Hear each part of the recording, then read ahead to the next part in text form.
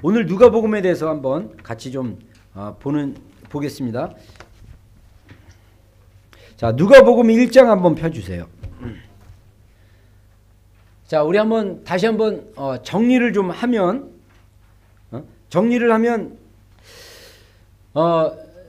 성경의 복음서가 4권인데 이 복음서의 저자들이 복음서를 처음 이렇게 쓸 때 그 하나님의 그 감동을 받아서 그 저자들의 어떤 특성이나 어떤 그런 것들이 나타나면서 또 그 복음서를 받는 수신자들을 염두에 두고 이렇게 썼단 말이에요. 그래서 여러분들 그 성경은요, 이 코란이랑 몰몬경이나 또는 다른 종교의 경전하고는 좀 다릅니다. 어떻게 다르냐면 몰몬경 같은 경우 어떻게 여러분들 생겼다고 얘기한 줄 알아요? 몰몬교에서? 이 몰몬교가, 여러분들 몰몬교 알죠?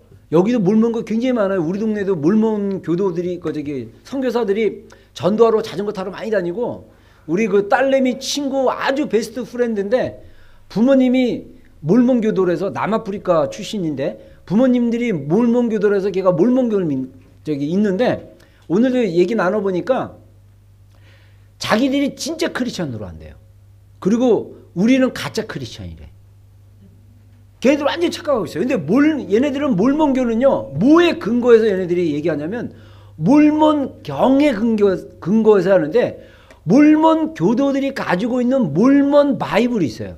근데 이 몰몬 바이블이 어떻게 만들어진지 아세요? 그 몰몬교의 그 창시자가 조셉 스미스라는 사람인데, 이 사람이 원래 미국의 침례교 교인이었어요. 근데 이 사람이 꿈을 꿨대나 뭐 어쨌거나 그런데 천사 가브리엘이 나타나가지고 어디 산에 이렇게 올라가면 어디 땅을 파보면 하나님의 비밀 성경이 있다. 그걸 한번 봐라. 그랬더니 땅을 지체로 파보니까 몰몬경이 있더래요. 그러니까 천사가 계시해서 그렇게 한 거예요.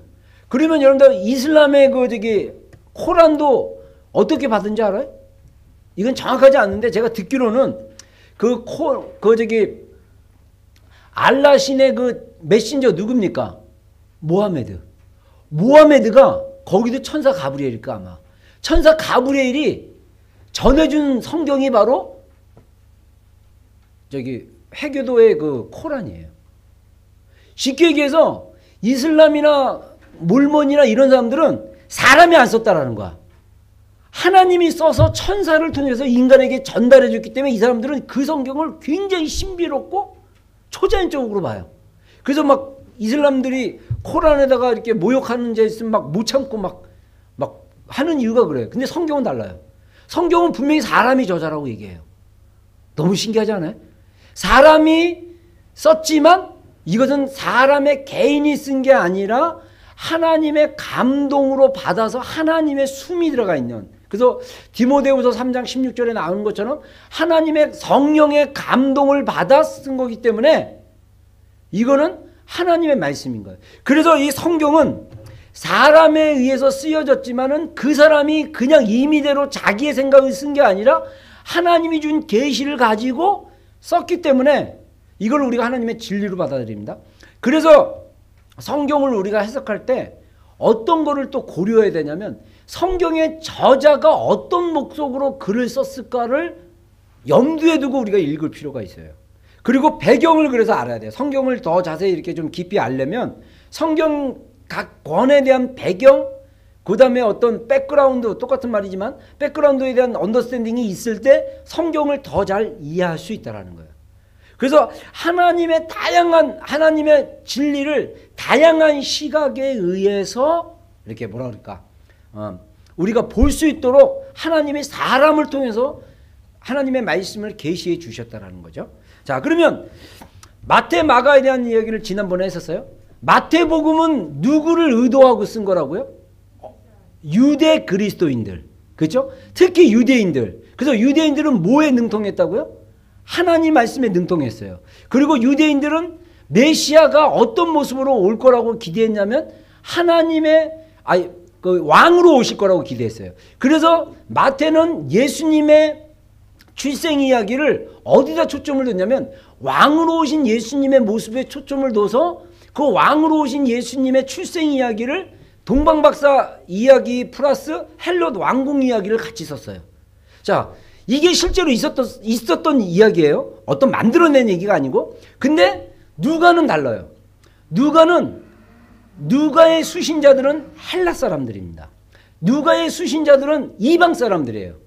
물론 마가복음도 이방인 로마 사람이지만 특히 마가복음을 썼던 마가가 누구를 염두에 두냐면 로마에 있는 크리스찬들, 현재 핍박받고 있는 크리스찬들을 염두에 둬서 마가복음을 썼다면 누가복음은 이 의사였던 누가가 바울과 함께 전도 여행을 하면서 선교를 하면서 썼을 때 이방인들을 대상으로 예수님에 대해서 더 쉽게 소개하기 위해서 썼다는 거예요. 그리고 또 하나, 이 누가복음은 누가복음의 저자인 이 누가는 헬라 사람입니다.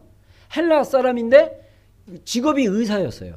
그리고 누가복음만 쓴 게 아니라 사도행전도 썼어요. 그래서 누가복음과 사도행전을 연이어서 읽으면 도움이 많이 됩니다. 왜냐하면 시리즈라고 생각하면 돼요. 누가복음 쓴 다음에 사도행전 썼다고 시리즈로 이해하면 되는데, 이 누가가 의사이지만 이 사람이 누구에 관심이 많으냐면 그때 당시 핍박받고 어려움을 당하고 있는 여자들, 어린아이들, 가난한 사람들, 병든 사람들, 이런 사람들에 대한 관심이 굉장히 많았어요. 그래서 이들에게 예수님의 사역과 복음에 대해서 설명을 하는데 유대인들처럼 왕처럼 왔다 그러면 잘 어필이 안 되는 거예요. 그래서 예수님을 어떻게 표현하냐면 예수님은 이방 사람들, 유대인을 포함해서 이방 사람들과 모든 세상 사람들의 구원자로 오셨다. 그리고 특히 가난하고 연약한 사람들을 구원해 주시는 그런 분으로 이렇게 묘사를 했어요. 그래서 이 누가복음을 우리가 읽을 때는 누가복음의 특징이 여러 가지가 나오지만 누가복음을 읽을 때는 정말 유대인들이 누가복음을 읽으면 조금 이게 이해가 좀 안 되거나 메이크 센스가 안 되거나 언더스탠딩 하기가 좀 힘들어요. 근데 유대인들에게 마태복음을 소개를 한다면 굉장히 이해가 잘 될 거예요. 그래서 아마 예루살렘에서 우리가 전도를 한다면 마태복음을 그죠? 번역해가지고 마태복음으로 전도를 하는 게 오히려 효과적일 거예요. 그래서 우리 옛날에 회복이라는 그 영화 중에 거기 여자 한 명이 나오는데 그 여자 유튜브 간증이 따로 이렇게 나온 걸 제가 저는 예배 때 보여준 걸로 기억하는데, 그 자매가 자기가 막 알코올 술 좋아하고 막 세상에서 어떤 낙을 잃어버리고 막 그러다가 길거리에서 전도지 마태복음 쪽복음을 받았는데 거기에 보니까 1장 1절에 예수 그리스도의 세계라 그러면서 막 예수님의 족보가 쭉 나오는데 아브라함은 이삭을 낳고 막 이게 쭉 나오니까 그걸 읽고 여기는 은혜를 받은 거야. 왜냐하면 자기 구약 성경에 나와 있는 그 아브라함부터 해갖고 자기가 믿는 이 조상의 명단이 쭉 나오는데 이분이 바로 그런 아브라함의 조상이고 다윗의 자손으로 나왔고 이분이 예수님인데 이분이 메시아다. 너무 이해가 잘 되는 거예요. 근데 우리 한국 사람이나 이런 외국 있는 사람들 쫙 읽으면 얼마나 힘듭니까? 1장 1절부터 굉장히 이름만 나랑 별로 친숙하지 않는 이름만 쭉 나오니까 지루하잖아요. 그래서 우리가 보통 마태복음 1장을 읽을 때 믿음은 믿음을 낳고 이런 마음으로 그냥 쭉 믿음 이렇게 읽으라고 권유하고 있잖아요. 근데 유대인들은 안 그랬다는 거예요. 친숙한 이름들, 자기가 알고 있는 이름들이 나오는 거예요. 마찬가지로 누가도 이 복음서를 쓰려고 했을 때 특히 누가복음의 특징 중에 하나 뭐냐면 역사적 백그라운드를 자세히 기록했다라는 거예요. 누가복음 1장 1절 한번 보겠습니다. 1장 1절. 누가는 일단은 이 복음서가 만인의 구원자로 예수님이 오셨다라고 해서 이방 크리스천들에게 읽히기를 기대했는데 처음에 이 글을 쓸 때 누구를 대상으로 했냐면 데오빌로라는 로마의 고관, 굉장히 높은 그런 직위에 있는, 그래서 가카라는 호칭을 가진 사람에게 일단 편지를 쓴 거에 대해서 얘기합니다. 자, 1장 1절부터 우리 4절까지 한번 읽어보겠습니다. 시작. 우리 중에 이루어진 사실에 대하여 처음부터 말씀의 목격자 되고 일꾼된 자들의 전하여 준 그대로 내력을 저수하려고 붓을 든 사람이 많은지라. 그 모든 일을 근원부터 자세히 미루어 살핀 나도 데오빌로 가카에게 차례대로 써보내는 것이 좋은 줄로 알았노니 이는 각하로 그 배운 바의 확실함을 알게 하려 하심이라. 자, 여기 보면 마가복음이나 이런 복음서에 보면 1장 1절의 마가복음 같은 경우는 하나님의 아들 예수 그리스도의 복음의 시작이다 이렇게 하면서 얘기했지만, 이 누가는 자기는 직접적으로 예수님을 목격할 기회가 없는 사람이었어요. 그래서 누가가 뭘 염두에 했냐면 데오빌로라는 그 각하, 이 사람이 로마의 굉장히 지위가 높은 사람인데, 그래서 이 데오빌로라는 원래 말의 뜻은 뭐냐면 하나님의 친구. 데오라는 말은 어떤 신이라는 뜻인, 하나님이라는 뜻이거든요. 그래서 빌로 하면 뭐 친구, 하나님의 사랑받는 자, 뭐 이런 의미래요. 그러니까 이 사람이 독실한 크리스찬이었다는 얘기예요. 근데 누가가 이 사람에게 예수님의 복음에 대해서 소개를 해주고 싶고, 또 사도행전에 보면 또 데오빌로가 수신자입니다. 그래서 사도행전에서 교회의 역사에 대해서 쭉 설명해 주기 위해서 내가 이 글을 쓰게 됐습니다라고 얘기를 합니다. 근데 누가복음 우리가 1장 2절을 보면 재미있는 사실은 뭐냐면, 처음부터 말씀의 목격자 되고 일꾼 된 자들의 전하여 준 그대로 내력을 저술하려고 부출된 사람들이 많은지라. 무슨 말이냐면, 이미 누가가 이 누가복음을 작성했을 때의 시기, 보통 성경학자들이 그 빠르면 서기 60년에서 한 80년 그 사이 중에 쓰지 않았냐라고 얘기를 해요. 그래서 우리가 그거를 추정을 하는데 정확한 날짜를 우리가 알지를 못해요. 왜냐하면 기록 연대가 없었기 때문에. 근데 이미 이때 예수님에 대한 이야기들이 많이 쓰여졌다는 거예요. 누구에 의해서? 첫 번째 목격된 자들. 그러니까 뭐냐면 직접 예수님을 눈으로 본 사람들. 그래서 영어 성경에 보면요, 그 처음 말씀의 목격자로 하는데 아이 위트니스예요. 아이 위트니스. 아이 위트니스는 뭐냐면 눈으로 직접 본 거예요. 누구를? 예수님을. 예수님의 사역을 눈으로 직접 본 사람들이 보고 막 글을 쓴 거예요. 예수님의 그 이야기를 내력을 저술했다 그랬어요. 그 내력이 뭡니까? 히스토리예요. 그분의 이야기. 그걸 갖다가 막 썼다라는 거예요. 그래서 누가는 직접 예수님을 만나지는 않았지만 그 쓴 글을 참조로 해서 내가 썼습니다라고 얘기하고 있어요. 그래서 누가복음에는요, 우리 누가복음의 특징에 보면 역사적 사실을 근거로 해가지고 통치자들의 이름이 나온다. 자, 이 데오빌로에게 예수님의 이야기가 실제적인 역사적인 이야기라는 것을 증명해 주기 위해서 예수님의 탄생 시기, 또 예수님이 사역했던 시기, 이 시대 때 어떤 왕이 있었고 어떤 통치자가 있었고 어떤 지도자가 있다라는 것을 다른 복음서는 잘 안 나와 있는데 누가복음에는 자세히 나와 있어요. 그럼 생각해 보세요. 이미 데오빌로는 그 통치자였기 때문에 그 사람들의 이름을 보면 친숙하게 알고 있을 거 아니에요. 그러면 쉽게 아는 거예요. 쉽게 얘기해서 요즘 얘기를 하면, 여러분들 우리가 조지 부시 대통령, 2세 대통령 알죠? 조지 부시 대통령이 뭐 이라크 전쟁을 일으켰다. 그러면 우리가 기록을 할 때 조지 부시가 이라크 전쟁을 일으켰을 때 어떤 사건이 있었다. 딱 그러면 우리는 역사적으로 그때 이라크 전쟁이 있을 때 이런 일이 있었구나를 뭘로 검증해줘요? 역사적 사실로 검증해주죠. 그러듯이 이 누가가 예수님의 실제적인 이야기들과 그런 것들을 역사적 근거로 설명하기 위해서 이 통치자들의 이름을 성경에 이렇게 기입을 했다는 거예요. 그리고 예수님의 자료들을 수집해서 정리하면서 이렇게 기록을 했다는 겁니다. 여러분, 여기서 우리가 배울 수 있는 교훈은 뭐냐면, 우리가 하나님의 말씀을 볼 때 직접적인 계시로 하나님의 말씀을 해석하는 것도 필요해요. 근데 이것이 어떤 객관적이고 사실적인 거에 근거해서 했을 때 그 말씀이 더 온전해질 수 있어요. 우리가 이렇게 계시로 하나님의 말씀을 풀었을 때 중요한 게 뭐냐면 이게 주관적으로 흐르면 위험해질 수 있다는 거예요. 그리고 여러분들 보세요. 우리가 하나님의 음성을 듣고 뭐 환상을 보고 막 이런다고 얘기하지만 우리가 이걸 객관적으로 평가할 기준이 없는 거예요. 그렇잖아요. 누가 천국 갔다 왔다고 그래요. 우리 옛날에 그 페이스북에 보면 그 누가 뭐 지옥 갔다 왔다 그래서 막 그림 그린 거 이렇게 올린 게 있는데, 그 사람의 말에 의하면 뭐 술 먹은 사람도 지옥 가고 막 여러 가지가 있잖아요.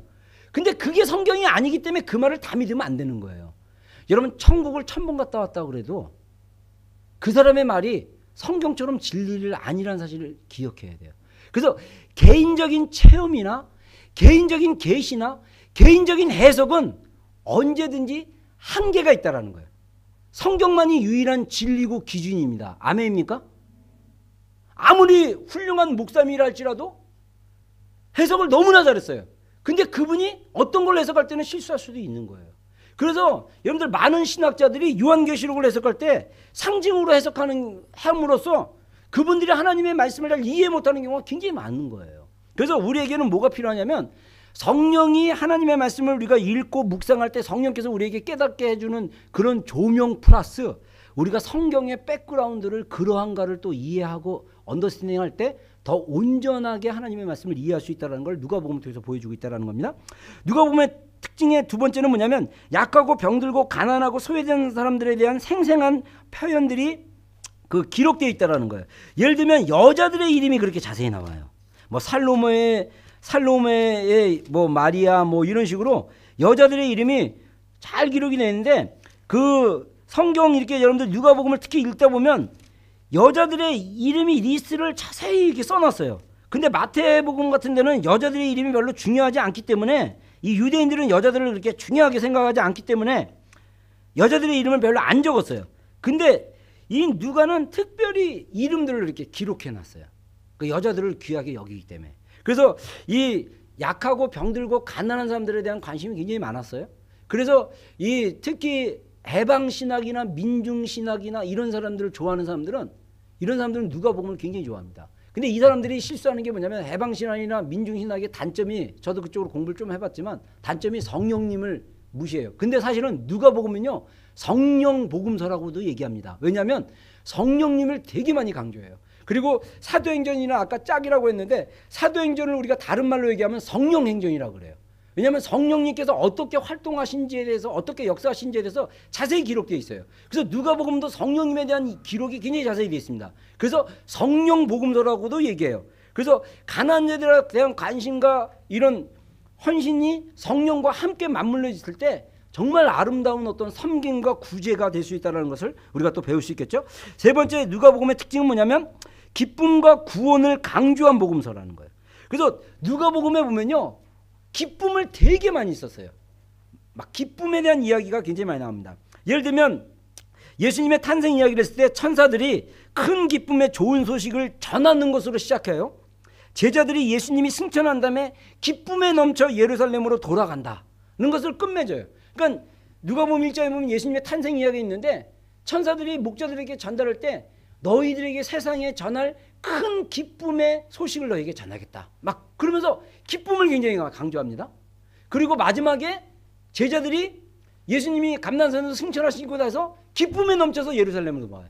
그리고 성경 구석구석을 보면 기쁨에 넘쳤다라는 표현을 굉장히 많이 강조합니다. 구원과 연관해서 예를 들자면 누가복음 16장인가 나오는 탕자의 비유, 막 기쁨에 넘쳐서 돌아가고 그 다음에 뭐 거기에 보면 또 잃어버린 드라크마를 찾는 여인의 이야기, 여인이 드라크마 동전을 찾은 다음에 기뻐서 잔치를 벌리고 그 다음에 잃어버린 양을 갖다가 99마리의 양을 놔두고 한 마리의 양을 찾으러 가는 그 목자의 이야기, 그러면서 기쁨에 넘쳐서 또 돌아오고 그러면서 구원과 기쁨을 이렇게 연결해서 강조한 그런 복음서라는 것을 우리가 볼 수 있고요. 아까 얘기한 대로 네 번째 성령 복음서라고도 하죠. 그래서 사도행전과 함께 성령님의 사역을 많이 강조했다라는 거예요. 그래서 예를 들자면 누가복음 1장에 보면 이따가 자세히 보겠지만 그 복중에 있는 아기 침례 요한, 세례 요한의 반응으로 엄마인 엘리사벳이 성령 충만해진 이야기까지 이렇게 나올 정도로 성령에 대한 말씀이 굉장히 많이 나오고 있습니다. 누가복음에서. 그리고 누가복음의 특징 다섯 번째, 신약 전체에서 예수님을 인간의 친구와 구세주로 가장 실감나게 묘사하였다. 그러니까 아까 얘기한 대로 서론에 얘기한 대로 이 누가복음이 그 만인의 구원자, 특히 소외되고 약한 이런 사람들을 구원하러 온 구세주로 이렇게 표현되어 있잖아요. 그러니까 예수님을 어떻게 표현했냐면 아주 친근하게, 친구와 같이. 예를 들면 누가복음 19장인 걸로 기억하는데 삭개오의 비유가 나와요. 여리고성에 삭개오라는 사람이 있는데 뽕나무로 올라가고 예수님을 보려고 해요. 그러니까 삭개오가 다장스럽게 군중들을 해치고 뽕나무 밑으로 가가지고 삭개오야 내려와라, 내가 너희 집에 유하겠다. 얼마나 친근해요. 그죠? 그리고 이 누가복음에서는요, 여기는 안 썼지만 누가복음에서는 사도들을 그렇게 야단 안 쳐요. 마가복음에서는 사도를 엄청 꾸짖어요. 제자들이 아마 믿음이 없고 이 패역한 세대야 막 이러면서. 어? 왜 그랬다 그랬죠? 지난번에 제가 강조했을 때 마가복음에서 이 마가가 누구를 염두에 두냐면 로마에 핍박받고 있는 성도들을 염두에 뒀기 때문에 신앙이 흔들리지 않도록 강조하기 위해서 예수님이 사도들도 이렇게 야단쳤다 라는 거를 이렇게 메시지로 강조하는 거예요. 근데 누가복음은 사도들을 야단 안 쳐요. 그리고 막 가난하고 막 이름 없고 소외된 사람들에게 되게 예수님이 친구처럼 다가가. 이거를 되게 자세히 이렇게 묘사를 했어. 그래서 이 예수님의 어떤 다양한 모습. 그럼 여러분들 우리가 오해하기를 그러면 예수님의 모습을 갖다가 정말 다르게 표현했나? 아니에요. 예수님의 원래 그 모습을 다양한 시각으로 표현한 것입니다. 예를 들면 이 나라의 사과가 여러 종류의 사과가 있잖아요. 근데 여러 종류의 사과가 있는데 어떤 퍼스픽 사과가 있습니다. 이거는 우리나라 부사와 같이 이렇게 맛이 달아요. 근데 그 사과를 먹고 소감을 쓰라 그러면 다 똑같은 소감을 안 써요. 다른 사람, 그 사람의 주관적인 어떤 것이 들어가서 이거 사과가 달다. 사과는 단데 속이 빈 게 많고 썩은 게 많다. 사과는 겉이 덜 빨가다. 이런 식으로 사람들의 자기 각자의 시각으로 똑같은 사과지만 똑같이 맛을 보고 평가를 내더라도 다르게 표현하듯이 우리가 예수님의 생애를 다양한 시각으로 볼 수 있다는 것은 그분의 온전한 모습을 볼 수 있다는 거예요. 여러분, 예수님이 정말 사랑이 많으신 분이지만 또 예수님이 불의에 대해서는 잘못된 것은 잘못됐다라고 정확히 책망하시는 분으로도 묘사되고 있다는 것입니다. 그렇죠? 그래서 다양한 시각으로 우리가 복음을 이해할 수 있고 예수님의 생애를 이해할 수 있다는 거죠. 자, 그러면 제가 이제 이 개간을 쭉 하면서 이렇게 좀 이렇게 맥을 잡으면서 이렇게 중간중간 나가려고 했는데 우리 리더 모임에서 좀 이렇게 좀 더 깊이 좀 다루면 좋겠다 그래서 누가복음을 좀 두 주에 거쳐서 우리가 좀 나누려고 합니다. 누가복음에만 나타난 사건과 비유들 또는 기적들의 이야기, 오늘 한 반 정도만 좀 먼저 좀 하겠습니다. 첫 번째, 누가복음에서 그 침례 요한 또는 세례 요한의 출생 이야기가 아주 자세히 기록되어 있습니다. 자, 마태복음에 나와 있는 예수님의 출생 이야기와 누가복음에 나와 있는 예수님의 출생 이야기를 비교해 보면 아주 시각이 다릅니다. 예수님의 그 출생 이야기 이전에 누가는 그 예수님의 사촌이었던 세례 요한 또는 침례 요한의 탄생 이야기까지 기록을 했어요. 그래서 우리가 누가복음의 자료를 통해서 예수님의 사촌이었던 그 친족이었던 그 세례 요한 또는 침례 요한의 어떤 탄생 이야기까지 보면서 더 깊이 어떤 정보들을 우리가 볼 수 있죠. 보면 침례 요한의 출생 이야기가 1장에 잘 기록되어 있는데 침례 요한의 아버지는 제사장이었습니다. 이름이 사가랴였고요. 그 다음에 그 와이프는 엘리사벳이었어요. 근데 이 두 분이 결혼 생활을 오래 했는데 애가 없었어. 근데 이렇게 기도를 많이 했나 봐요. 애 낳게 해달라고. 그랬더니 천사장이었던 가브리엘이 나타나가지고 뭐라고 얘기했냐면 네 와이프가 임신할 거다. 이렇게 얘기하면서 이름을 요한이라고 지어라. 이름까지 알려줘요. 그랬더니 너무 깜짝 놀래요. 사가랴가 처음에 믿질 않았어요. 왜냐하면 이미 와이프는 임신할 단계가 아니거든요. 그랬더니 그 증거로 어떻게 하냐면 네가 벙어리로 애를 낳을 때까지 말을 못할 것이다. 이렇게 얘기합니다. 우리 1장 한번 보겠습니다. 우리 이 필요 부분들은 좀 이렇게 같이 이렇게 찾으면서 한번 좀 읽고 좀 이렇게 나가겠습니다. 1장 5절부터 한번 보세요. 1장 5절부터 한번 교독하면서 우리 한번 보겠습니다. 제가 5절 먼저 읽을게요. 유대 왕 헬롯 때에 아비야 반열에 제사장 하나가 있으니 이름은 사가랴요. 그 아내는 아론의 자손이니 이름은 엘리사벳이라.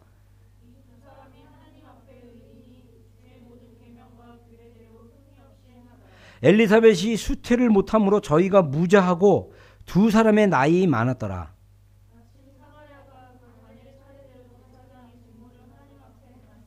제사장의 전례를 따라 제비를 뽑아 주의 성소에 들어가 분향하고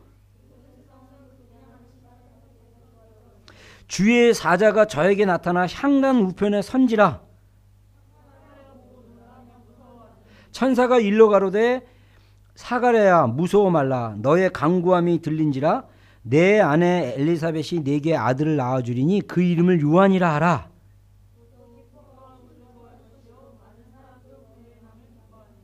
여기 보세요. 기쁨을 또 강조하죠. 그 다음에 이는 저가 주 앞에 큰 자가 되고 포도주나 소주를 마시지 아니하며 모태로부터 성령의 충만함을 입어 저가 또 엘리야의 심령과 능력으로 주 앞에 앞서가서 아비의 마음을 자식에게 거스린 자를 의인의 슬기에 돌아오게 하고 주를 위하여 세운 백성을 예비하리라.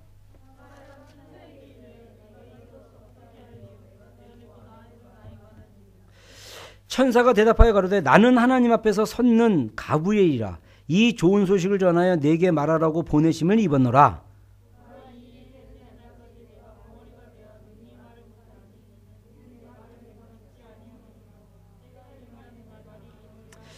백성들이 사가랴를 기다리며 그의 성소 안에서 지체함을 기히 여기더니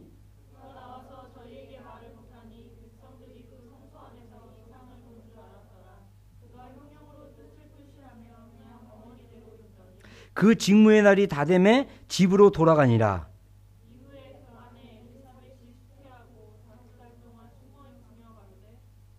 주께서 나를 돌아보시는 날에 인간의 내 부끄러움을 얻게 하시려고 이렇게 행하심이라 하더라. 자, 여기 보면 이 사가랴가 가브리엘의 그 예고를 듣고 실제로 엘리사벳이 임신을 했어요. 근데 6달 동안 엘리사벳이 너무 창피하니까 할머니가 임신을 했어. 요즘도 할머니가 임신하면 창피하잖아요. 그렇죠? 그러니까 창피하니까 숨어 있었어요. 근데 엘리사벳을 임신케 하는 하나님의 섭리가 있었다라는 거예요. 그거는 마리아에게 위로가 됐다는 거예요. 다른 마태복음에 특히 출생 이야기가 나왔을 때 이 마리아를 위로하시는 하나님의 어떤 그런 섭리에 대해서 우리가 이해를 못했는데 이 기록을 통해서 하나님이 마리아에 대한 배려를 해줬다는 거예요. 여러분 6달 되던 해 가브리엘 천사가 누구에게 나타나냐면요. 엘리사벳이 임신할 때 6개월 정도 지났을 때 그때쯤에 가브리엘 천사가 마리아에게 나타나가지고 처녀인 네가 성령으로 잉태하여 아이를 베리니 그 예수고 그분이 구원자가 될 거라고 얘기를 해요. 그러니까 마리아가 이해를 못해요. 어떻게 처녀가 임신을 할 수 있습니까?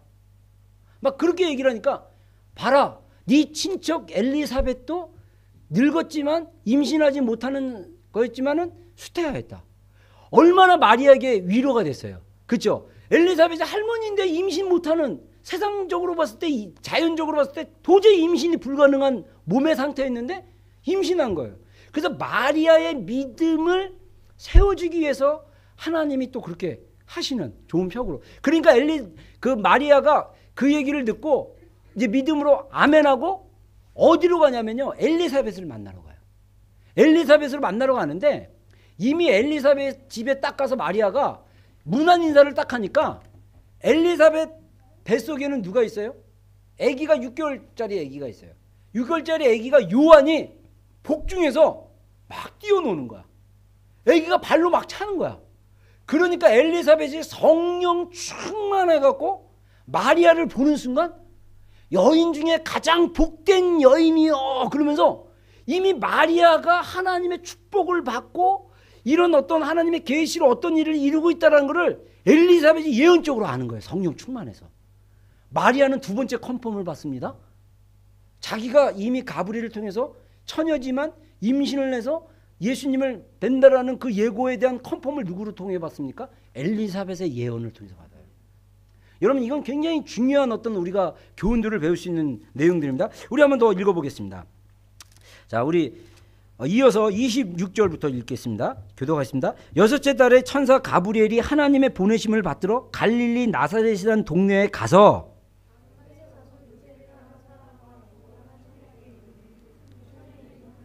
그에게 들어가 가로되 은혜를 받은 자여 평안할지어다 주께서 너와 함께 하시도다 하니 천사가 일러 가로되 마리아여 무서워 말라 네가 하나님께 은혜를 얻었느니라. 저가 큰 자가 되고 지극히 높으신 이의 아들이라 일컬을 것이요 주 하나님께서 그 조상 다윗의 위를 저에게 주시리니 마리아가 천사에게 말하되 나는 사내를 알지 못하니 어찌 이 일이 있으리까?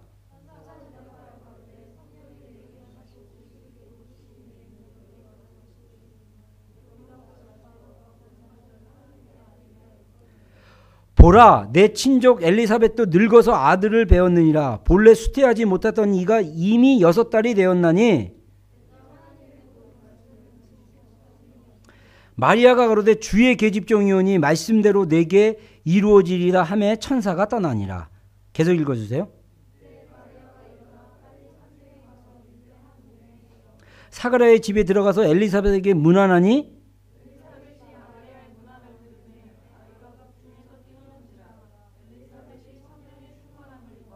큰 소리로 불러 가로되 여자 중에 내가 복이 있으며 내 태 중에 아이도 복이 있도다. 보라, 내 문안하는 소리가 내 귀에 들릴 때에 아이가 내 복 중에서 기쁨으로 뛰어놀았도다.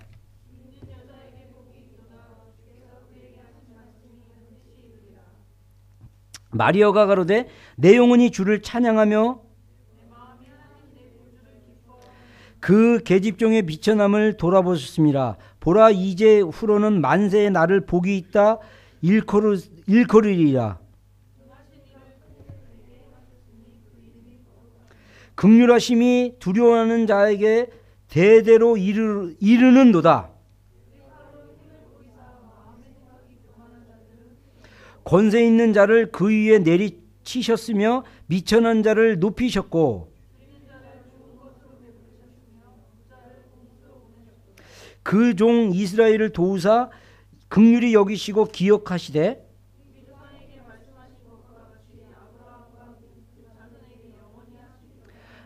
마리아가 6달쯤 함께 있다가 집으로 돌아가니라.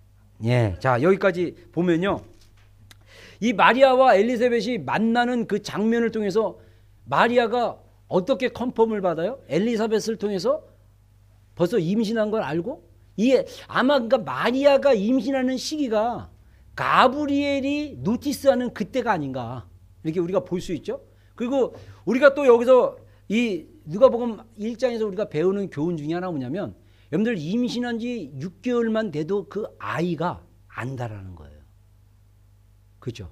그래서 지금 낙태하고 있는 사람들도 막 임신 6개월, 7개월인데도 막 낙태해요. 그건 살인입니다. 왜냐하면 그 아이는 생명이 있기 때문에. 낙태는 하나님이 굉장히 가증스럽게 여기는 죄예요. 그래서 절대 낙태하면 안 돼요. 근데 정말 그 아이가 마리아가 온 걸 알고 막 복중에서 기쁨을 떠. 어떻게 아이가 알아요? 하나님이 알게 하셨으니까. 그죠? 자, 세례 침례 요한과 예수님의 차이점이 있다면, 침례 요한은 아빠와 엄마가 정상적인 부부관계를 통해서 아기가 된 거고, 마리아는 남자를 통하지 않고 성령을 통해서 초자연적으로 예수님을 임신한 거, 그 차이예요. 그래서 예수님은 태어날 때부터 죄가 없으신 분이에요. 만약에 예수님이 침례 요한처럼 요셉과 동침을 한 다음에 낳았다면 예수님은 여전히 죄 가운데, 그 인간의 남자의 몸으로 낳기 때문에 죄 가운데 있을 수밖에 없는 거예요. 예수님은 초자연적으로 그렇게 낳았어요. 마리아가 그게 말이 안 된다는 걸 아니까 어떻게 그런 일이 이루어지겠습니까? 라고 얘기했을 때 아주 중요한 말씀을 하죠. 1장 30절에 대저 하나님의 모든 말씀은 능치 못함이 없느니라. Nothing is impossible with God. 그러니까 하나님과 함께 하시면 불가능한 것이 아무것도 없다라는 거예요. 할렐루야. 그게 기적인 거예요. 그러니까 기독교를 과학적으로 이성적으로 접근하면 첫 번부터 막히는 거야. 그리고 뭐 여러분들 보세요. 하나님이 천지를 창조하셨다. 그것도 말씀으로만. 이게 믿어집니까? 우리가 배우는 과학이나 우리가 배우는 물질주의는 뭘 얘기합니까? 뭔가의 물질에 의해서 뭔가를 만들어내야 되잖아요. 신앙의 첫 단계 자체가 믿음으로 시작해요. 그래서 히브리서에 보면, 우리 히브리서 11장 1절인가요? 믿음으로 하나님이 세상을 만든지를 우리가 아느니라. 믿음은 바라는 것의 실상이요 보지 못하는 것의 증거다. 그러니까 우리가 믿음이 있을 때 그게 믿어지는 거예요. 그래서 우리가 난 그래도 나는 다른 건 믿겠는데 이건 잘 못 믿겠어. 그러면 이걸 잘 못 믿겠으면, 이 예수님의 출생 이야기를 못 믿겠으면 그건 믿음이 없는 거예요. 그 믿음은 모래 위에 지은 믿음입니다. 그러면 여러분 생각해보세요. 우리가 학교 교육을 받고 우리가 되게 이성적인 사람인데 어느 순간에 그냥 믿어지거나, 그냥 저는 쉽게 믿었어요. 은혜를 입은 거예요. 할렐루야. 저도 맨 처음에 교회 다닐 때 처음에 이해가 안 됐어요. 근데 어느 순간 고3 때 은혜 받고 성령 충만이니까 그냥 믿어져. 성령님 깨닫게 하시니까 그냥 믿어지는 거야. 얼마나 편해요. 이거 안 믿어지면요 갈등됩니다. 늘 힘들어요. 이 신앙이라는 건요 믿음에 기초해야 되기 때문에 성령님에 의해서 확실하게 그 믿음이 확진 안 되면 끊임없이 갈등할 수밖에 없어요. 끊임없이 의심이 일어납니다. 성경의 출발점은 하나님의 모든 말씀은 능치 못함이 없느니라. 할렐루야. 하나님의 능력으로 그게 가능한 겁니다. 그래서 마리아가 3개월 동안 그 집에 있다가 임신했어요. 여자들이 3개월 임신하면 어느 정도 배가 좀 부르거든요. 그러고 나서 집으로 돌아갔어요. 그리고 나서 예수님을 낳은 것을 우리가 볼 수 있습니다. 그래서 여기서 보면 이제 그 뒷부분에 보면 이제 사가랴가 아직 그 엘리사벳이 아들을 낳아요. 그러니까 이름을 뭐라고 지으지 막 그랬더니 이 사가랴가 요한이라는 이름을 썼어요. 그랬더니 친척들이 한 얘기가 우리 집안에 요한이라는 이름은 없다. 근데 왜 요한이라고 하냐. 근데 그때 비로소 사가랴가 입이 딱 풀려요. 입이 딱 풀리고 요한이라고 이름을 져라. 그러면서 사가랴가 하나님을 찬양하는 이야기가 나옵니다. 그래서 특별히 누가복음 1장과 2장에 보면 그 마리아의 찬양, 사가랴의 찬양 뭐 이런 식으로 그 사람들이 예수님을 높이고 찬양하는 이야기가 이렇게 나와요. 우리 사가랴의 찬양만 좀 한번 보겠습니다. 사가랴의 찬양 또는 예언이라고도 해요. 1장 67절 한번 보세요.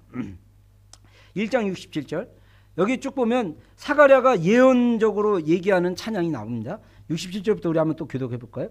제가 67절 읽겠습니다. 그 붙인 사가랴가 성령의 충만함을 입어 예언하여 가로되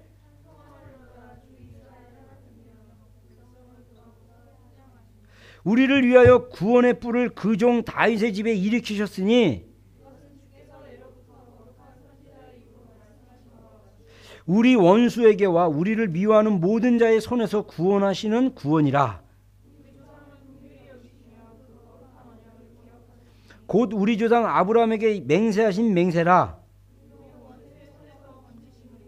종신토록 주 앞에서 정결과 의로 두려움 없이 섬기게 하리라 하셨도다.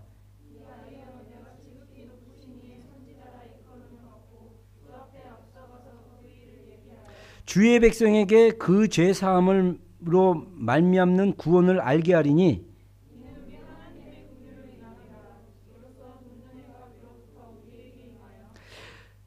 어두움과 죽음의 그늘에 앉는 자에게 비추고 우리 발을 평강의 길로 인도하시리로다 하니라.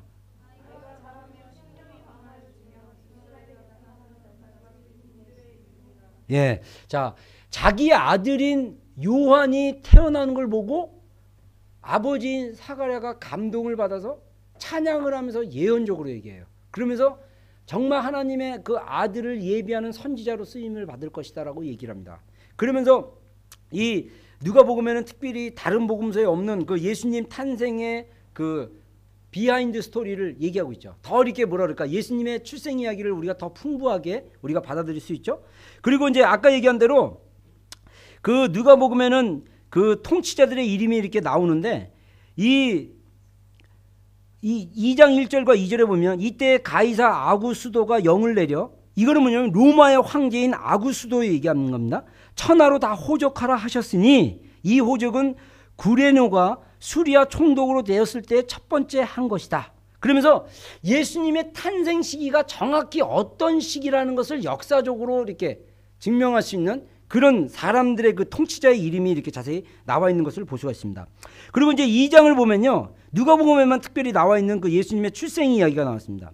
그래서 그 목자들이 경배하는 이야기가 나오는데, 이거는 여러분들 옛날에 주일학교 한국에서 다니거나 이랬으면 많이 보는, 그래서 뭐 예수님이 그 임신한 마리아가 배 이렇게 해갖고 가면 어디로 갑니까? 이 베들레헴으로 내려가는데 여관에, 여기 우리말 성경에는 사관이라고 하는데 요즘 말로 얘기하면 여관이에요. 여인숙 같은데. 근데 호적하러 온 사람들이 너무나 많아가지고 방이 없어가지고 그 짐승들이 키우는 마구간에 예수님을 누이고 거기서 애를 낳는데, 애가 난 다음에 아이를 누울 침대가 없으니까 말구 위에 넣었다 그래요. 말구 위는 뭐냐면 이 말이나 소들이 먹는 그 음식통이 있잖아요. 이렇게 동그랗게 해가지고 통나무로 가운데를 판 거. 거기다가 예수님을 낳았어요. 여러분 이거는 요즘 말 위생으로 따지면 되게 더러운 데예요. 생각해 보세요. 말이나 이런 짐승들이 먹었던 그 통을 얼마나 깨끗이 닦아도 요즘처럼 바이러스가 얼마나 옛날 같으면 이게 말이 안 되는 거죠. 우린 청결하게 오염 애가 태어나자마자 이거 저기 뭐 이렇게 감염이 쉬워지니까 이게 보호하려고 하는데 예수님은 그런 아주 비천한데. 자, 그 마태복음에서는 동방 박사들이 예수님을 경배하고 세 가지 예물을 드린 거는 그 왕에 대한 어떤 예우를 강조하고, 그 다음에 이 동방 박사들은 왕으로 오셨기 때문에 당연히 예루살렘의 왕궁에서 태어날 줄 알고 헬롯 왕궁을 찾아가는 이야기가 나와요. 그럼 뭘 염두에 둡니까? 예수님은 유대인의 왕으로 오셨다는 걸 마태복음에서는 마태가 강조하고 싶었던 거예요. 성령님을 통해서. 성령님이 마태를 통해서 강조하고 싶었던 거예요. 유대인들에게는.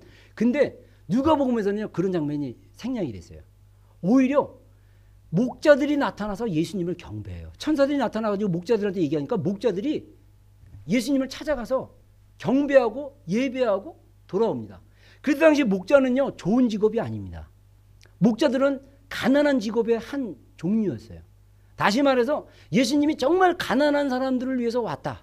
그럼 여러분 보세요. 누가복음을 읽었던 최초의 수신자들이 데오빌로뿐만 아니라 이방의 가난한 자들이에요. 그래서 예수님을 이제 막 누구에게 전도를 받아갖고 신앙이 생겼어요. 근데 예수님에 대해서 너무나 알고 싶어. 그래서 누가복음이 썼던 이 누가복음서를 헬라어로 이렇게 써서 줘요. 내가 헬라어에 능통한 사람이에요. 다 읽어봤더니 예수님이 이렇게 가난하게 여관에 누일 방이 없어가지고 말구 위에 들어가서 거기서 태어나셨구나.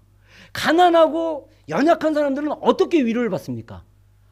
예수님이 정말 이렇게 비천한 데서 태어나셨구나.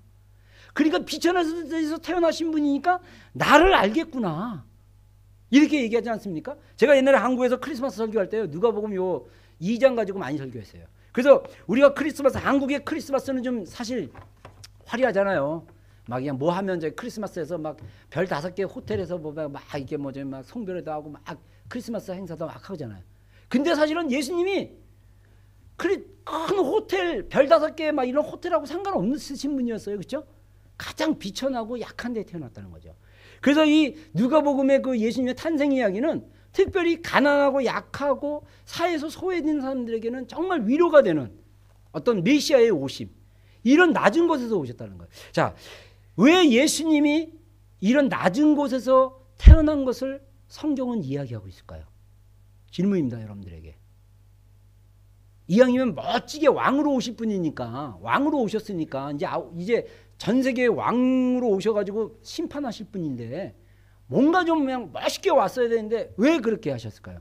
저는요, 이것을 묵상하면서 어떤 생각이 드냐면, 이 땅에서 구원받지 못할 비천한 출생은 없다라는 거예요. 어떤 출생이든 예수님처럼 낮아진 출생이 거의 없다라는 거예요. 물론 태어나자마자 고아로 뭐 이렇게 하는 출생도 있지만은, 그거 비교해 본다면 예수님은 부모가 있음에도 불구하고 정말 낮게 출생하신 분이에요. 그래서 이 복음의 문턱은요, 정말 낮은 곳입니다. 여러분, 교회와 우리의 복음은요, 낮은 자에게 관심을 갖고 낮은 자에게도 열리는 복음이 되어야 되는 것입니다. 아멘입니까?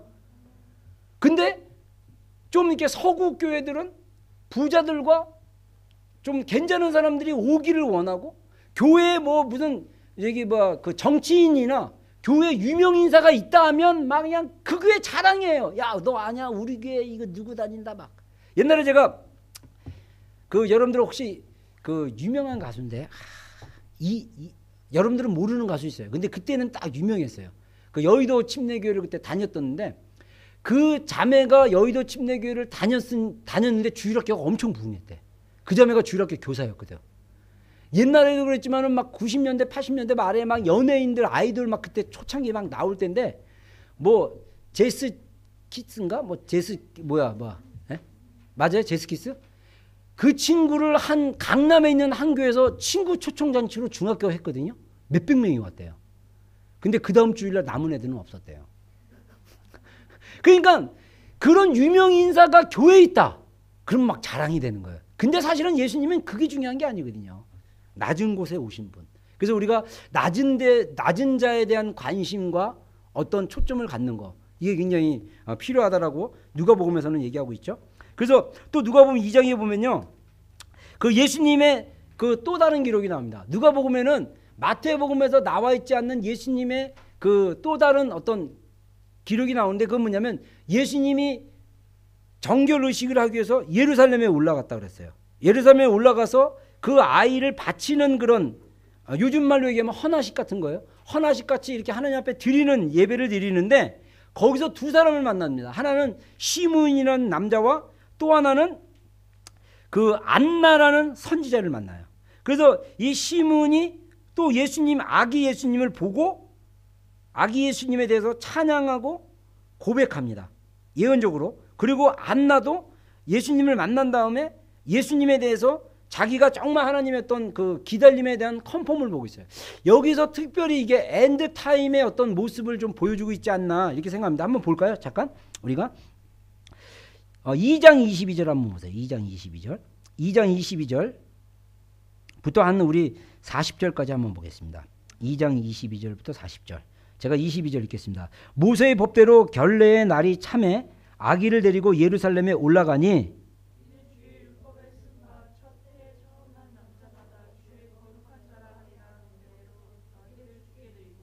또 주의 율법에 말씀하신 대로 비둘기 한 쌍이나 혹 어린 방구 둘로 제사하려 함이더라.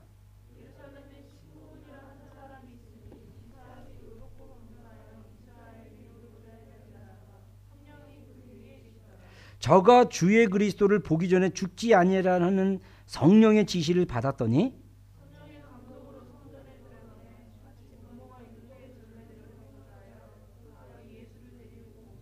시몬이 아기를 안고 하나님을 찬송하여 가로되 내 눈이 주의 구원을 보았사오니 이방인을 비치는 빛이요 주의 백성 이스라엘의 영광이니이다. 시몬이 저희에게 축복하고 그 모친 마리아에게 일러 가로되 보라 이 아이는 이스라엘 중 많은 사람의 패하고 흥함을 위하여 비방을 받는 표적이 되기 위해서 세움을 입었고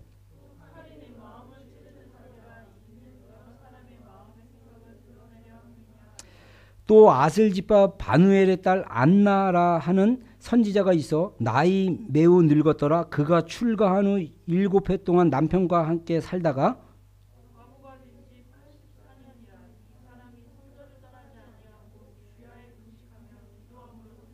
마침 이때에 나와 하나님께 감사하고 예루살렘의 구속됨을 바라는 모든 사람에게 이 아이에 대하여 말하니라.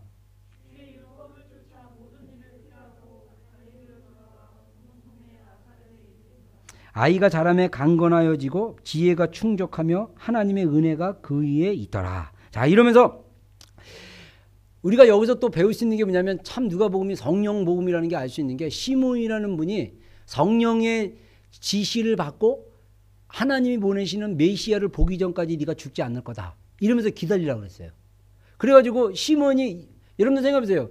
예수님이 아기일 때 요셉과 마리아가 왔는데 이때 당시 요셉과 마리아는 부자가 아니었어요. 평범한 가난한 사람이었어요. 예루살렘에 얼마나 많은 아기들이 와서 그 아버지들이 비둘기 한 쌍을 바치면서 그 예배를 했겠어요.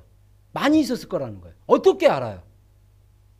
시몬은 성령에 민감한 분이었어요. 그래서 성령의 감동을 받아 요셉이 안고 온 그 아기 예수님을 보자마자 감동을 딱 가진 거예요. 그러면서 축복을 하고 예언을 합니다. 예수님께서 많은 사람들의 생각을 마음을 찌르고 많은 사람들의 생각을 드러나게 할 것이다. 그러면서 이제 나는 죽을 때가 됐구나 이러면서 고백하고 간다라는 거죠. 그리고 또 안나라는 선지자 84년 동안 과부로 있으면서 이 안나가 워치맨의 모형이에요. 워치맨. 주야로 성전에 있어. 하나님의 지시로 있었겠죠. 그래서 신약성경에 보면 과부가 되면 과부로 있는 대로 그냥 지낼 수 있으면 지내라. 주의 날이 가까웠다. 뭐 이렇게 얘기를 하죠. 그래서 이 안나가 성전에 있으면서 메시아를 기다리고 있었다는 거예요. 그리고 예수님을 만나자 그 예수님에 대해서 많은 사람들에게 예수님이 메시아라는 것을 이야기하기 시작했다는 거예요. 그러면서 이 이야기를 통해서 예수님의 어떤 그런 탄생 이야기가 단순히 그 평범한 가난한 집의 아이가 아니라 하나님이 예비하신 그런 메시아라는 것을 계속적으로 우리에게 전달해 주고 있는 것입니다. 그리고 딱 마태복음에도 출생 이야기가 나와 있지만은 성경 전체에 특히 신약 성경 중에 예수님의 12살 이야기는 누가복음에만 딱 나와요. 12살 되던 해에 예수님이 정결 예식을 하려고 유대인들은 12살이 되면 성인식을 하게 돼 있어요. 성인식을 하게 되면 지금도 그런데 유대인들이 어렸을 때부터 태어나자부터 유대인들은 무엇을 가르치냐면요. 쉐마 이스라엘을 가르쳐요. 신명기 6장 1절부터인가 이스라엘아 들으라 하나님은 오직 한 분이시니 너는 마음을 다하고 뜻을 다하고 목숨을 다하여 하나님을 사랑하라. 이 얘기 있잖아요. 쉐마 이스라엘. 그러니까 이스라엘아 들으라. 이 말씀을 딱 암송하게 만들고 그래서 유대인들은 태어날 때부터 율법을 가르치기 때문에 엄마 아빠 소리보다 하나님이라는 이런 말을 먼저 한다는 그런 얘기가 있어요. 자세히 모르지만 그 정도로 훈련시키고 12살이 되면요. 모세 오경에 나와 있는 중요 구절들은 다 암송을 한대요. 진짜 암송 교육이 중요한 것 같아. 암송을 시키면 하나님의 말씀을 머릿속에 기억하잖아요. 그리고 사람들 앞에 12살이 되면 회당에서 공식적으로 하나님의 말씀을 읽고 이렇게 쉐어링하는 그런 시간도 갔나 봐요. 그래서 12살이면 어른 대우를 해준다고 합니다. 야, 지금 막 20살 되고 25살 돼도 철딱선이 없는 사람들이 굉장히 많은데, 그러니까 하나님의 말씀으로 양육을 12년 동안 받으면 지혜로워지고 성숙해진다는 거예요. 반대로 뒤집으면 하나님의 말씀으로 양육받지 않는 60대 노인이라도 어린이가 될 수밖에 없어요. 그렇죠? 하나님의 말씀에 대한 그 양육이 굉장히 중요하죠. 그래서 12살 때 예수님이 가족들과 함께 이렇게 절기 때 올라가셨어요. 근데 예수님이 이제 워낙 친척들이 혼자 이 패밀리만 움직인 게 아니라 올라갈 때 안전을 위해서 길에 강도들도 많기 때문에 사람들이 순례자들이 올라갈 때요. 그룹으로 올라갑니다. 수십 명이 이렇게 섞여서. 그래서 친척들이 주로 그 마을 그때는 집성촌이기 때문에 마을에 친척들이 많고 그렇기 때문에 친척들이 이제 올라갈 시기가 되면 남자들은 1년에 꼭 3대 절기 4대 절기 안에 한 번씩은 꼭 올라가라 그랬거든요. 하나님의 얼굴을 봐라 그래가지고 꼭 매년 올라갔어요. 한 번씩이라도. 근데 요셉은 이제 예수님이 12살 되니까 이제 이제 예수님이 또 이제 이렇게 정결의식 하기 위해서 예수님을 데리고 쭉 갔는데 갔다가 절기를 마치고 돌아오는데 친척들이랑 섞여서 오다 보니까 며칠이 지나도 예수님이 따라온 줄 몰랐어요. 집으로 돌아오는 길에. 보니까 예수님이 없어진 거예요. 그래가지고 놀란 마음으로 다시 예루살렘에 갔더니 예수님이 거기서 성전 앞에서 사람들과 얘기를 나누고 있어요. 율법에 대해서 막 나누고 있어요. 그래가지고 그 선생, 그 율법을 가르치는 그 선생들이랑 대화를 하고 있으니까 그 지혜가 너무나 놀라우니까 막 놀랍다고 사람들이 놀랐어요. 그랬더니 그 부모가 그래요. 야, 엄마가 아이야 어찌하여 우리에게 이렇게 하느냐. 보라 네 아버지와 내가 근심하여 너를 찾았다. 그랬더니 예수님이 의미심장한 말을 합니다. 49절에 예수께서 가라사대 어찌하여 나를 찾으셨나이까. 내가 내 아버지 집에 있어야 될 줄을 알지 못하셨나이까. 예수님은 12살 때 이미 본인이 하나님의 아들이라는 자각을 가지고 있다는 거예요. 여러분 이거는 참 이런 말씀을 보면 우리가 정말 그 하나님의 섭리가 정말 놀라운 것 같아요. 우리 정경에는 이렇게 들어와 있지 않지만 정경이라는 것은 뭐냐면 우리가 이것은 틀림없는 하나님의 말씀이라고 이렇게 400년대 니케아 종교회 때인가 이게 결정이 됐거든요. 이게서 성경 66권이 결정이 됐는데 그 성경이 결정되기 전에 많은 글들이 있었어요. 그걸 갖다가 이제 카톨릭에서는 외경이라고 얘기합니다. 그래서 카톨릭의 공동 번역에 보면 외경이라는 파트가 있어요. 근데 외경은 성경처럼 정확한 진리를 정확히 얘기하고 있다라고 얘기하는 게 아니고 어느 정도 진리를 담고 있지만 그 자료나 이런 내용들이 조금 정경하고 이렇게 좀 다른 이야기들이 있기 때문에 이렇게 분리된 거예요. 근데 카톨릭은 그 외경도 받아들여요. 그리고 또 외경이 있고 또 그 외에 외경도 아닌 그냥 여러 가지 이야기 있는 거예요. 그래서 여러분들 조심해야 될 게 뭐냐면 작년인가 그 도마복음서가 뭐 발굴되었다고 그래갖고 예수님 당시에 진짜 실제로 도마가 쓴 복음서다 그래갖고 그 책이 이 번역이 됐는데 그 책이 번역이 돼가지고 그렇게 했는데 그 책이 뭐 그 책인가 뭐 거기에 보면 예수님이 12살 이후에 행적이 안 나온다 그래갖고 예수님이 인도에 갔다 왔다. 막 이런 헛소리를 하고 막 그런 얘기, 인도에 갔다 와서 뭐 인도에 간 예수 막 이러면서 그거를 근거로 하기 위해서 막 이상한 복음서 가지고 막 그러는데 여러분들 그런 건 믿을 필요가 없어요. 왜냐하면 초대교회 당시에 이미 예수님을 갖다가 사단이 얼마나 교묘한지 예수님의 복음을 갖다가 뭐랄까 변질시키려고 이제 희석시킨다 그러죠. 그 원래 우리가 주스 같은데 원액이 있잖아요. 그 원액을 약하게 만들려면 물을 부어요. 그 물을 부으면 그 원액 맛이 덜하잖아요. 그래서 우리가 그렇게 맛있는 주스 같은데 보면 설탕도 들어가고 막 우리가 사실 원액 주스를 먹어야 되는데 이 하나님의 말씀이 원액이라면 이 다른 기록들은 희석시키거나 가짜가 사단이 비밀리 그 가짜 글들을 막 쓰게 하는 거예요. 여러분들 보세요. 사단교가 있고 사단 성경도 있어요. 그죠?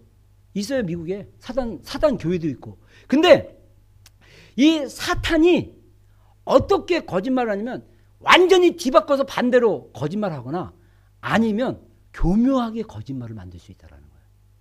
그래서 예수님이 30세 될 때까지 활동이 안 나온 건 인도로 갔기 때문이다. 이런 헛소리 막 하고.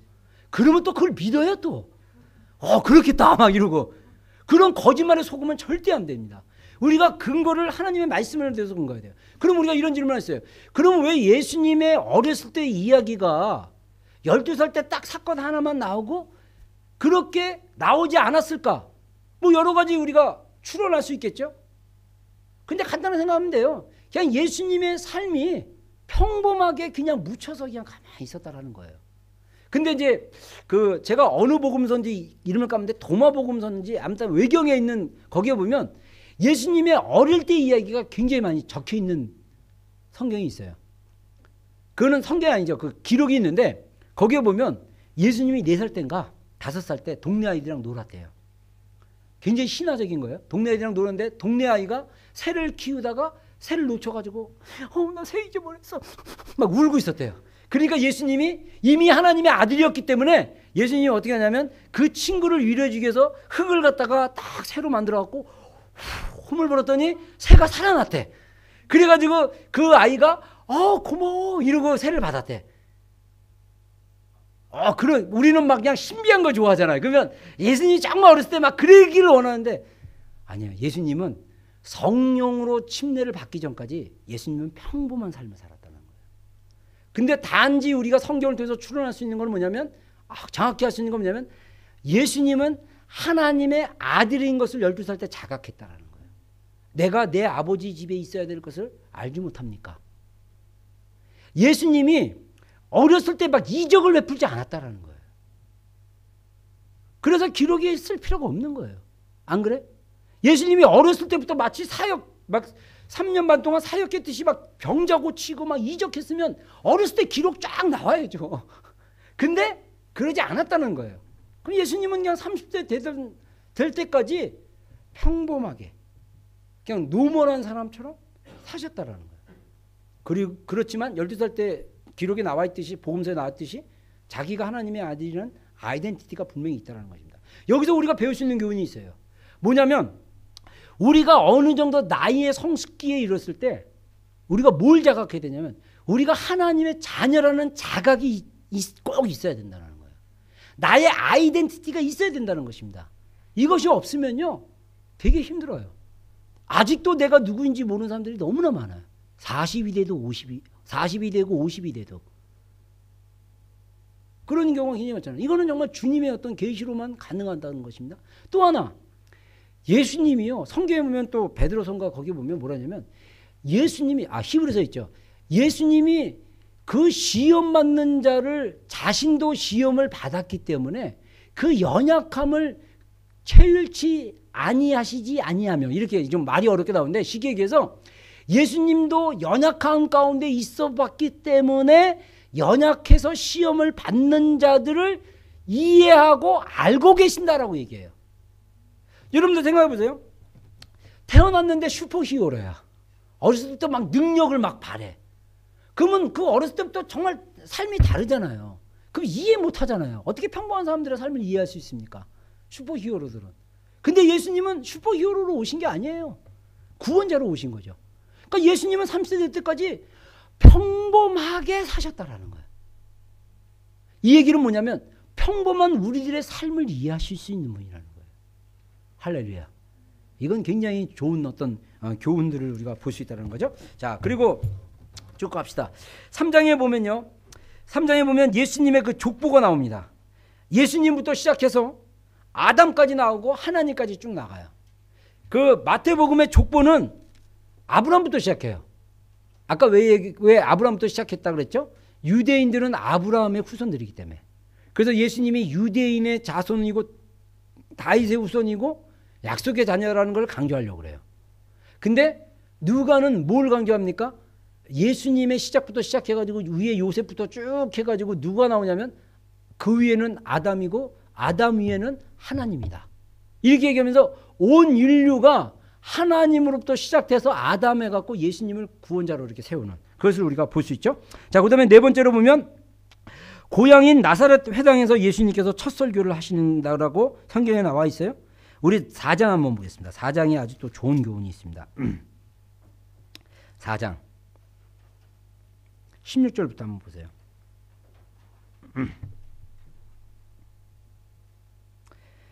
4장 16절부터 우리 한번 30절까지 기도하겠습니다. 제가 16절 읽겠습니다. 예수께서 그 자라나신 곳 나사렛에 이르사 안식일에 자기 규례대로 회당에 들어가서 성경을 읽으려고 서심해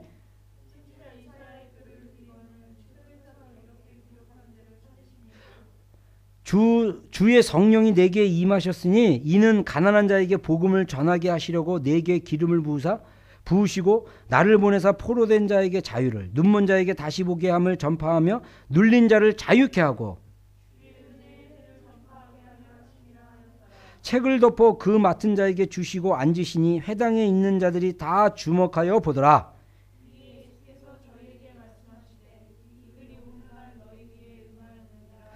저희가 다 그를 증거하고 그 입으로 나오는 바 은혜로운 말을 귀히 여겨 가로되 이 사람이 요셉의 아들이 아니냐.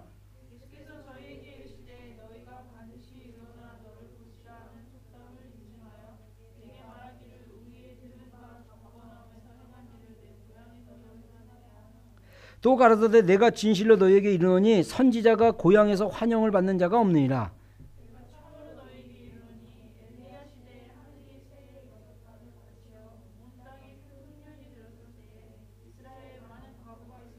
엘리야가 그중 한 사람에게 보내심을 받지 않고 오직 시돈 땅에 있는 사렙다의 한 과부에게 뿐이었으며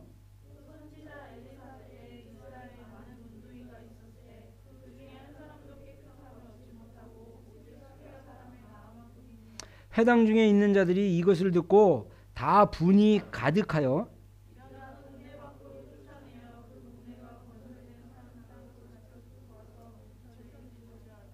예수께서 저희 가운데로 지나서 가시니라. 자, 우리가 보면요. 그 4장 그 앞쪽에 우리가 3장 38절에 이제 예수님의 족보가 쭉 나오면서 4장으로 넘어가요. 4장으로 넘어가면서 예수님께서 그 침례 요한에게 침례를 받고 40일 동안 광야에서 금식하시면서 시험받았던 세 가지 이야기가 나옵니다. 그리고 나서 16절에 예수님께서 그 자라나시던 나사렛에 가가지고 안식일에 해당해서 성경을 읽고 가르쳤다고 했어요. 그래서 그 성경에 인용하신 그 말씀이 이사야서 61장 1절과 2절 말씀을 인용했는데 이게 예수님의 사역의 핵심이었다라고 얘기를 합니다. 여기서 뭐라 그럽니까? 이는 가난한 자에게 복음을 전하게 하려 하시려고 누가 내게 기름을 부으시고 이러면서 예수님의 그 복음은 가난한 자들에게 복음을 전하는 거다 이렇게 얘기하고 그 대상자들을 또 확대하죠. 포로된 자, 눈먼 자, 눌린 자. 그래서 그들에게 주의 은혜를 전파하게 하려 함이라. 그래서 예수님의 누가복음에서 강조하고 있는 복음의 핵심, 예수님이 하셨던 사역의 핵심이 이거였다라는 것을 설명해 주고 있어요.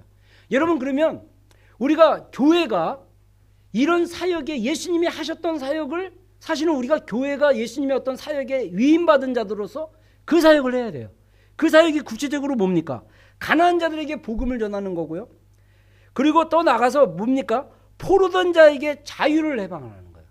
여기서 이 포로는 문자 그대로 하면 감옥에 갇힌 자, 감옥에 갇힌 자에게 자유를 해방하라는 얘기는 뭐냐면, 여러분 살인죄 범하고 절도죄 범하고 강도질 해가지고 실제적으로 잘못해서 갇힌 사람은 억울함이 없어요.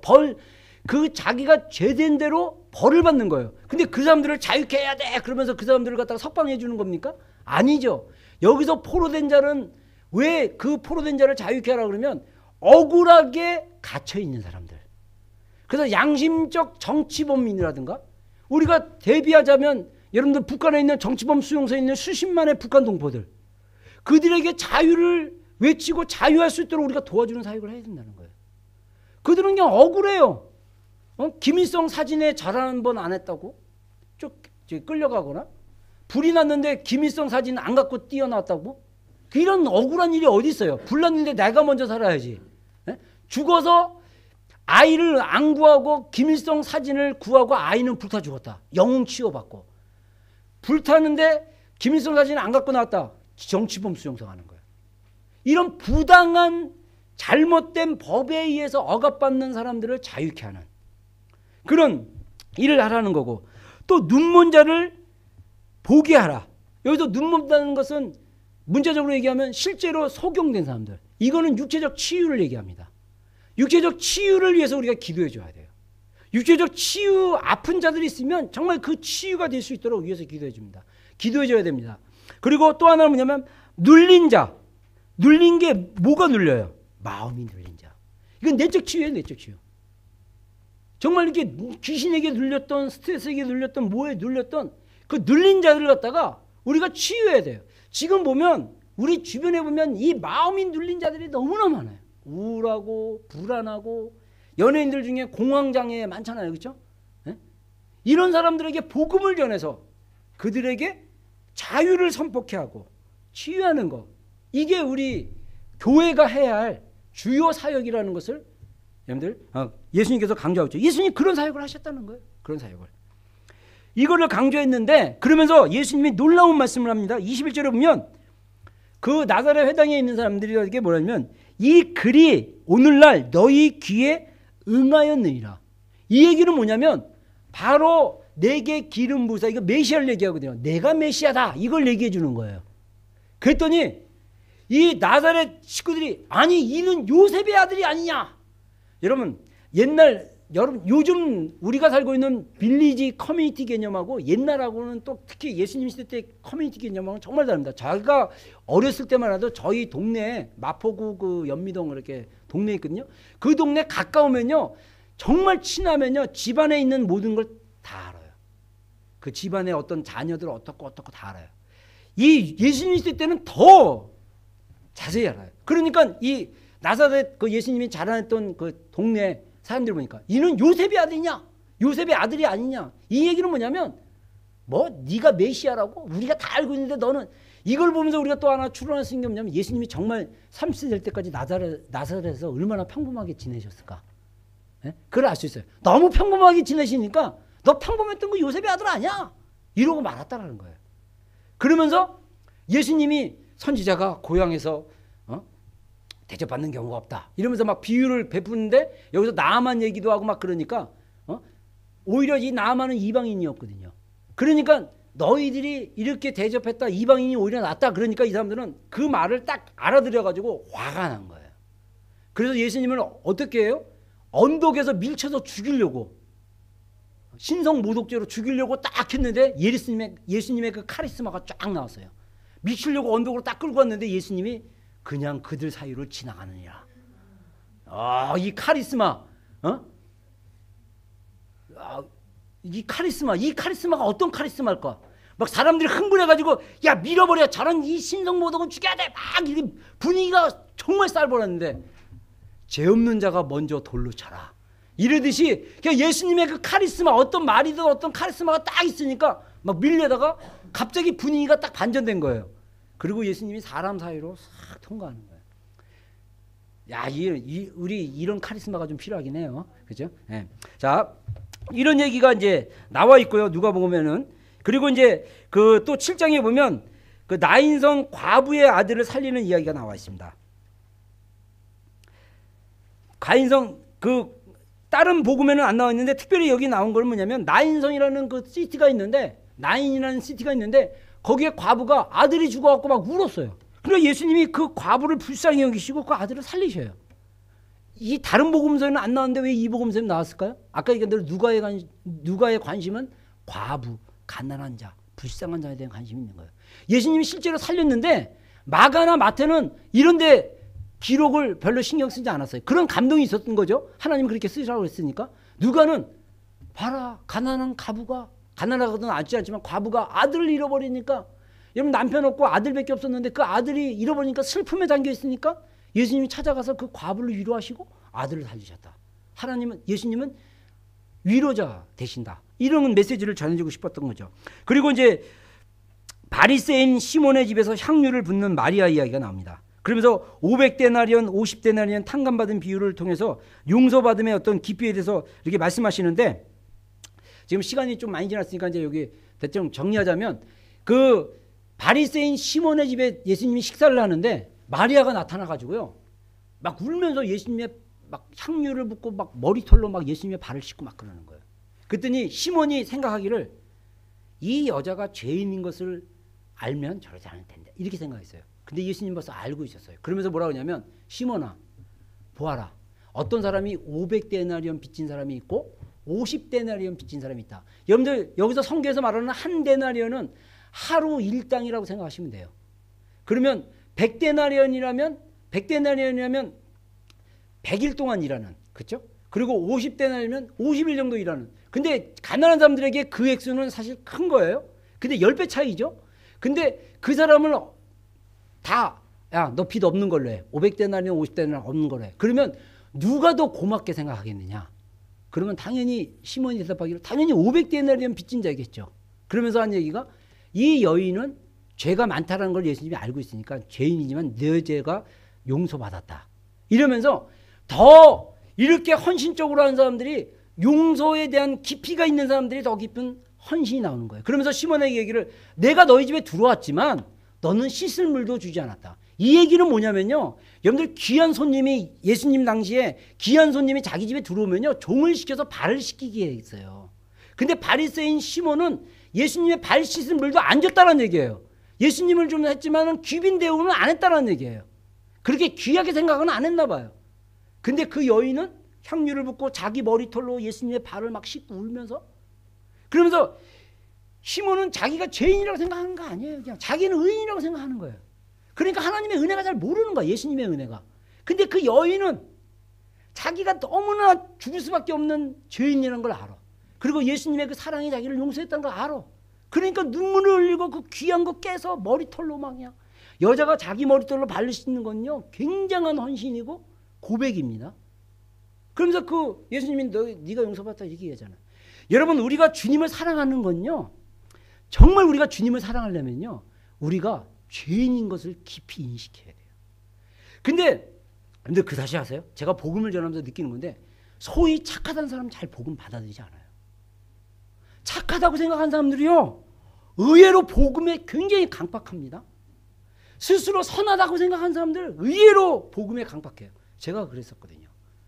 저는 부모님 말씀 잘 듣고 막 그래서 저는 되게 착한 줄 알았어요. 물론 못된 짓도 가끔 탈선도 했지만, 근데 정말 하나님의 사랑의 깊이는요 내가 얼마나 죄인인가를 깨닫고 그 깊이를 아는가에 대해서, 인식하는 거에 따라 우리가 하나님의 사랑과 은혜를 알 수 있는 거예요. 이 여인처럼, 마리아처럼. 이 여인이 또 다른 마리아였죠. 그래서 이 여인이 정말 예수님의 그 발을 씻기듯이 우리가 용서, 여러분 우리는요, 그래서 마태복음 18장에 보면 용서에 대한 이야기가 나오는데 1만 달란트 빚진 자와 100데나리온 빚진 자의 그 탕감 이야기가 나오잖아요.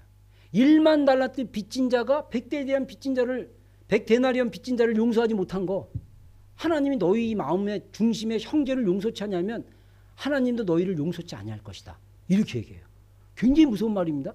여러분, 우리는요 예수 그리스도의 복음으로 변화받은 우리는 마치 1만 달란트의 빚진, 다시 말해서 도저히 갚을 수 없는 빚을 탕감받은 거랑 똑같은 거예요.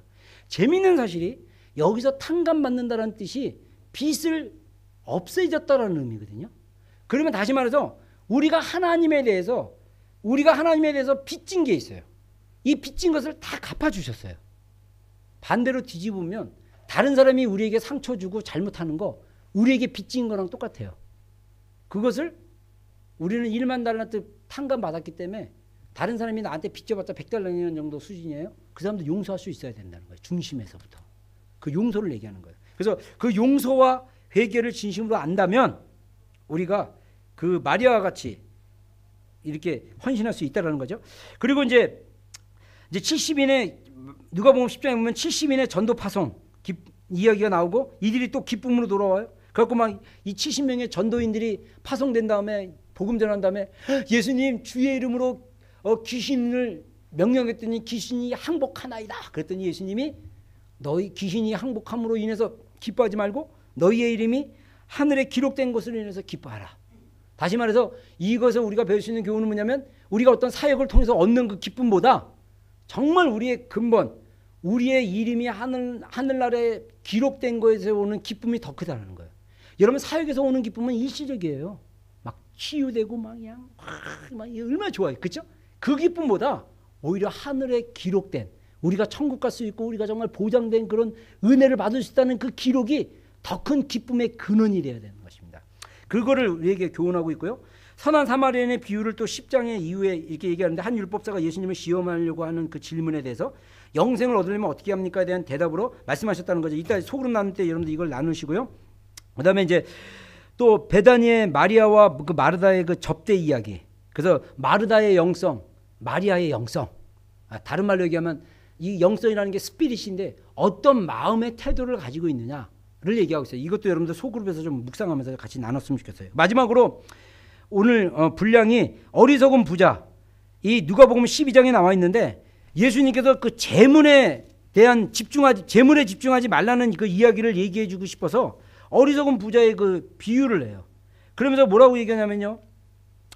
그 12장 15절에 보면 저희에게 이르시되 삼가 모든 탐심을 물리치라 사람의 생명이 그 소유에 넉넉한 데 있지 아니하니라. 그러면서 또 비유로 저희에게 일러 가라사대 한 부자가 그 밭에 소출이 풍성하매 심중에 생각하여 가로되 내가 내 곡식을 쌓아둘 것이 없으니 어찌할꼬 하고 또 가로되 내가 이렇게 하리라. 내 곡간을 헐고 더 크게 짓고 내 모든 곡식과 물건을 거기에 쌓아두리라. 내가 내 영혼에 이르되 영혼아 여러 해를 쓸 물건을 많이 쌓아뒀으니 평안히 쉬고 먹고 마시고 즐거워하자 하리라 하되 하나님이 이르시되 어리석은 자여 오늘 밤 내 영혼을 도로 찾으리니 그러면 내 예비된 것이 네 것이 되겠느냐 하셨으니 자기를 위하여 재물을 쌓아두고 하나님께 대하여 부여치 못한 자가 이와 같으니라. 이 어리석은 부자는 잘된 것이 다 자기의 탓인 줄 알고 내가 내 곳간에 내 모든 몫이해서 아이가 6번이나 나와요. 굉장히 자기중심적인 거죠. 근데 그 사람에게 야 오늘 밤 하나님이 네 영혼 찾아가 버리면 넌 그거 어떻게 되냐. 그래서 이 재물에 대한 경고를 우리에게 주고 있다는 거죠. 자 오늘은 여기까지 좀 하고요. 그 다음에 여러분들 소그룹 나누기에서 두 가지 주제를 줬습니다. 누가복음 10장 25절에서 30절에는 사마리아인의 그 비유에 대한 것들 여러분들 같이 묵상하고 같이 좀 적용 좀 해보고요. 그 다음에 누가복음 7장 36절부터 50절에 그 마르다와 베다니의 마르다와 마리아의 그 접대 이야기를 통해서 여러분들이 좀 이렇게 묵상하고 나눠보기 바랍니다. 그래서 여러분들이 그 성경에 나와 있는 사건이나 그 내용을 근거로 여러분의 그 개인적인 시각, 개인적인 고백 괜찮아요. 성경만 벗어나지 않으면 독특한 시각 괜찮아요. 그런 걸 나누다 보면 다른 사람이 보지 못하는 그 풍성함들을 이렇게 깨닫고 알 수 있다는 거죠. 그렇죠? 그래서 이 쉐어링이 굉장히 중요합니다. 그래서 같이 읽고 묵상하는 시간 좀 갖겠습니다.